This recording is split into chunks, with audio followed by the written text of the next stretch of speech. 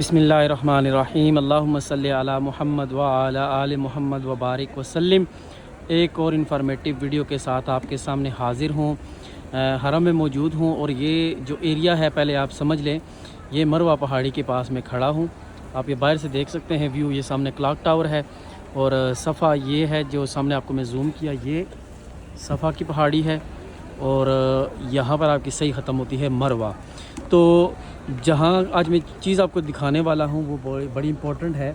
नबी पाक सल्लल्लाहु अलैहि वसल्लम की महबूब तरीन बीवी और पहली बीवी हज़रत खदीजा रज़ियल्लाहु तआला अन्हा का घर मुबारक जो था वो इस एरिए पर था। ये एग्जैक्ट वही एरिया नहीं है क्योंकि कंस्ट्रक्शन बहुत ज़्यादा हुई है, लेकिन कहा जाता है कि ये जो पोल आपको नज़र आ रहा है, ये लाइट का पोल, इसके इर्द गिर्द जो जगह थी वहाँ पर हज़रत खदीजा का जो है घर मुबारक था।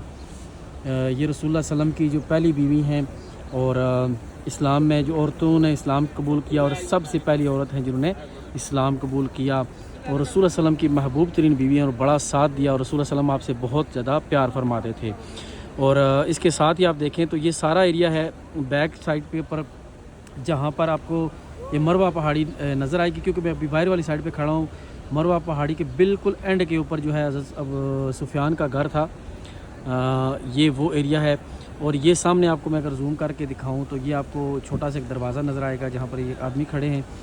ये जो बनी शेबा है जिनके पास काबा की चाबियां हैं, शुरू से कुरैश ख़ानदान से तल्लक़ रखते हैं, उनका घर है। मतलब अभी घर नहीं है, ये अलामती गेट हैं, पहले वहाँ पर उनका घर हुआ करता था। तो अभी तक और क़यामत तक रसूलुल्लाह सल्लम के फरमान के मुताबिक चाबियाँ जो है काबा की वो उनके पास रहेंगी। और ये सामने जो है रॉयल पैलेस है, ये जबल अबू कुबैस के ऊपर वाक़या है।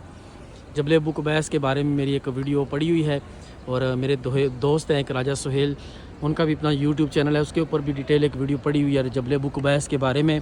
आप उसके ऊपर भी जाके सर्च कर सकते हैं। बहुत ही मुक़द्दस पहाड़ है। साथ ही ये आप चेक करें, जूम में कर रहा हूँ, बनी अबी तालिब जिसको बोलते हैं, बनी हाशम भी यहाँ पर बोला जाता है। ये यहाँ पर रसूलुल्लाह सल्लम 3 साल तक मैसूर रहे।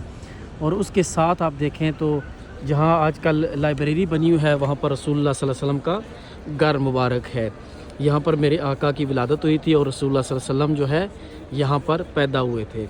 और ये सारा बहुत ही इम्पोर्टेंट एरिया है क्योंकि जो सफ़ा मरवा और इसके मुल्हिका इलाकों में रसूलुल्लाह सल्लल्लाहु अलैहि वसल्लम का ख़ानदान और कुरैश आबाद थे। उम्मीद करता हूँ आप लोगों को मेरी वीडियो पसंद आएगी।